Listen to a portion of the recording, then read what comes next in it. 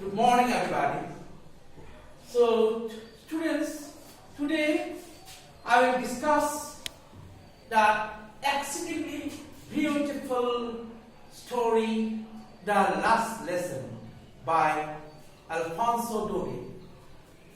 So, this story was based on the Franco-Prussian War, which took place in the year 1870 to 1871.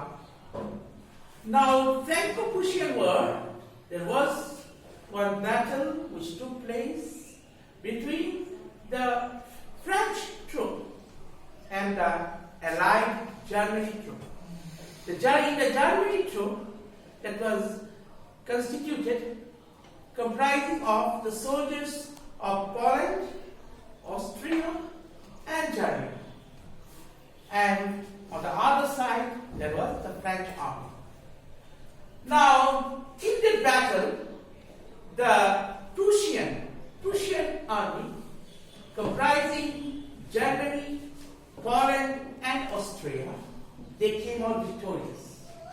They vanquished the French army in that battle. Now, principal characters of the story.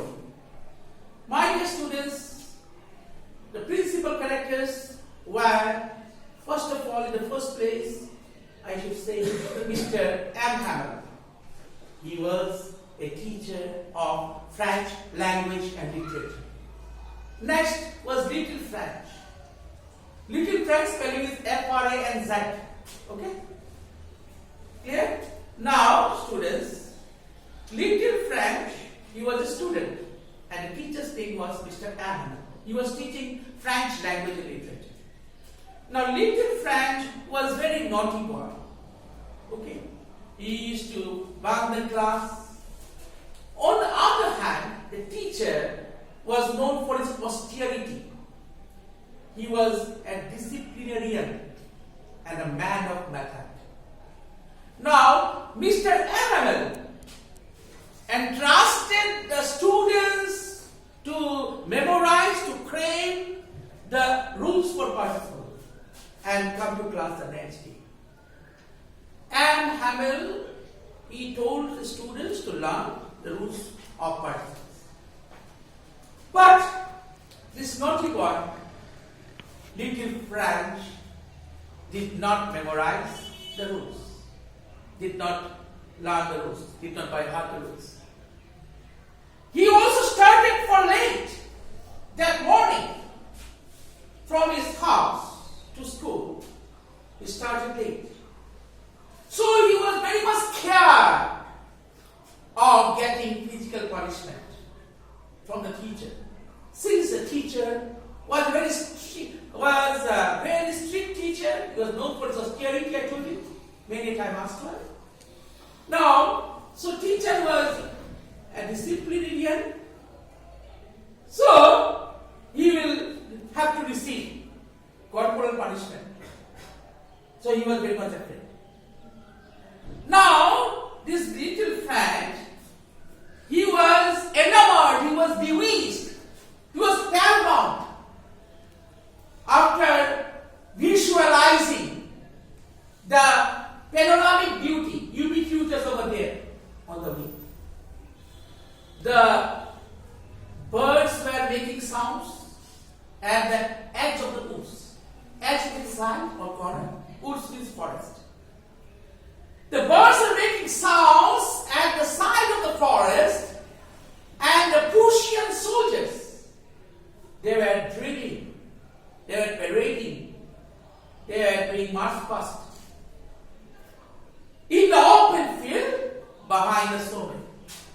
So this scenery was more tempting, more enticing, more alluring, more attractive than the rules of participants.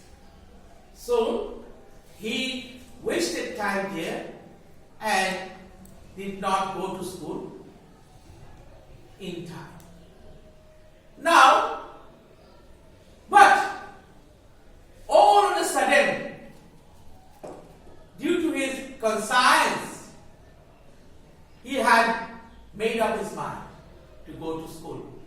So he hurriedly started to go to school. He left for school. He departed for school. And then on the way, he saw many people, those who thronged, those who clustered, those who milled, those who assembled, those who crowded in front of the bulletin board of the town hall. Little Frank was very much enthused to know why the people crowded over there. Actually, all the dismal tidings, all the bad news, they have been receiving for the last 2 years from the notice board, from the bulletin board. Like the battles lost by the French army, the draft, or the orders of the commanding officer. So these dismal tidings, this bad news, they used to receive, they have been receiving for the last 2 years. Now, little Frank was curious to know what the matter was. Why the people crowded in front of the bulletin board. There was a blacksmith over there. His name is Walter. He saw that this little lad, he was in haste. He was in haste and taxed with anxieties. He told him that, "You Bob, don't go so fast, you Bob. You will be reaching to your school in plenty of time." But little Frank, he turned a deaf ear to what he uttered and hurried to school. Reached the beautiful garden, exceedingly beautiful garden of Annabelle at actually very quickly, instantaneously. There was a very beautiful garden in front of the school building, which was taken care of by Annabelle. The flowers used to bloom, and it was really a very good ambience, a very enjoyable ambience, a healthy ambience. And when he entered the premises of the school, he found that there was pin of silence. There was utter quiescence, utter tranquil ambience. He could not make out. It was not fathomable to him. It was not comprehensible to him. It was not intelligible to him. Why the people were so silent inside the classroom? On other days, there was tremendous noise inside the classroom. Now, why, my dear students? The answer is due to opening and closing of desks. The noise was produced due to opening and closing of desks. When lessons were repeated in unison, and in order to make the students silent, the teacher's iron ruler was rapping on the table. Then noise was produced. But on that day, when the last lesson was imparted by Annabelle, there was a pin of silence inside the classroom. Absolute silence. Now, the little Frank, while peeping through the window, he could notice that the teacher was moving to and fro with an iron ruler under his arm. And there was absolute silence inside the classroom. He was looking for an opportunity to enter. He thought that he would jump, give a big jump, and then take his seat. And he did so. When he found an opportunity, he gave a jump and took his seat. But he was noticed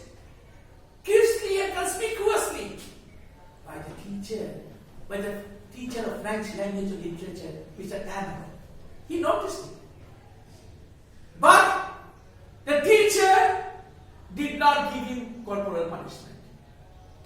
Rather, he said that you are late, but we have already started our lessons without you. Little French could not make out why he uttered such words. When he looked up, he was bewitched. He was flabbergasted when he saw the teacher donned up the most beautiful attire which were in his possession. The beautiful green overcoat, a frill shirt, and a black silk hat, which generally the teacher wears only during inspection days and prizes. When there is inspection in the school, premises, on that day, and when there is prize distribution ceremony, then on those days only the teacher is to wear the beautiful dresses. Otherwise, he used to wear all the casual dresses, normally, simple dresses. Now, little French was astonished when he found that the last benches, which remained empty throughout the year, the last benches are occupied by the old people of the hamlet, old people of the village. There was one old horser who was wearing a three-corner hat and carrying a picture primer kept on his knee. He attended that last lesson of Annabelle. There was one retired postmaster who is also old. He also occupied the last bench inside the classroom. And there was one former mayor. He was also old man, and he also occupied the last benches of the classroom. So all the villagers, a good number of villagers, or I should say rather a handful of villagers, those who were very old, they occupied the last benches of the classroom. Now, this old horse, he was wearing one spectacle. The synonym of spectacle is barnacle. Spectacles, barnacles, googles. So he was donning up spectacles and he was listening to the teaching of the teacher, Mr. Annabelle, with rapt attention. And simultaneously, he was looking at the picture primer through his spectacles, the pages of the picture primer. All the elementary things are written there. Pictures are also there. And he was looking at those things. Now, Annabelle, he then stood up, he mounted up his chair, and apprised all the children that an order had come from Berlin that from the next day, German language will be taught in all the schools of Alsace and Lorraine. And French teacher will have to leave for good. One German teacher will come to class to teach German language and literature. And he will lose his job. Mr. Annabelle will be terminated from service. He will be sacked. He will not teach tomorrow. So these words were uttered by Annabelle. Okay? Now you see, the order had come from Berlin. When he asked why, there were two Germany. One was West Germany and the other was East Germany. The capital of West Germany was Berlin. On the other hand, the capital of East Germany was Bonn. There was a Berlin Wall which was installed over there. But the wall was demolished when the two Germanies unified. They got together. Now the capital of Germany, only Germany will say, is Berlin. Previously in World Cup soccer, World Cup cricket, World Cup football, or say in Olympics, previously, both the Germans used to take part, East Germany and West Germany. Now only one Germany. Okay? After unification. Now, these words were nothing but thunderclap in front of little Franz. He was so shocked. He was so disappointed. He was repenting for his past neglects.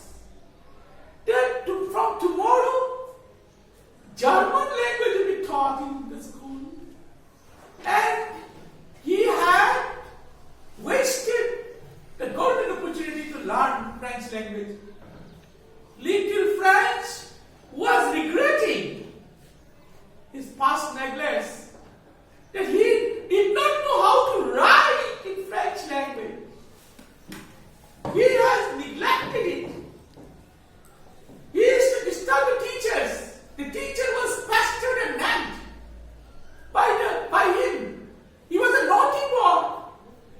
He used to bunk the class. And he used to go for enjoying the laying of eggs by the chicken.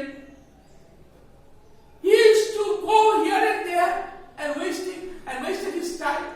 Now he is repenting. The teacher was explaining so nicely, so beautifully. He could understand each and every word of the teacher very meticulously. And heaven has been rendering yeoman service, enthusiastic service, faithful service for the last 40 years in the same school building. And he missed. He missed so many classes of the teacher. He did not listen to him attentively. Now he is repenting. Now, so patriotic feelings develop in him. What is patriotism, my dear students? The love. If you love your country from the bottom of your heart, from the core of your heart, it is patriotic feelings. So patriotic feelings developed in the boy, in the little boy. Patriotic fervor fostered in the mindset of the little boy. So, little boy was repenting of his past neglects. Now, the teacher, whatever he was teaching, the old people, those who occupied the last benches, they also were listening very attentively. Now, why did they come on the last day? Because patriotic feelings also developed in those people. They loved their country and the language more than any other thing in this globe. All those people, those who occupied the last benches, the old people of the village. And they wanted to learn more. They thought then on the last day when the teacher will impart education to the students and others, then they could enrich their knowledge and wisdom. So they occupied the last benches. And they wanted to express their tribute and homage, their reverence, their gratefulness towards the teacher who had been rendering human services, faithful services for the last 40 years. So they came to just honor him.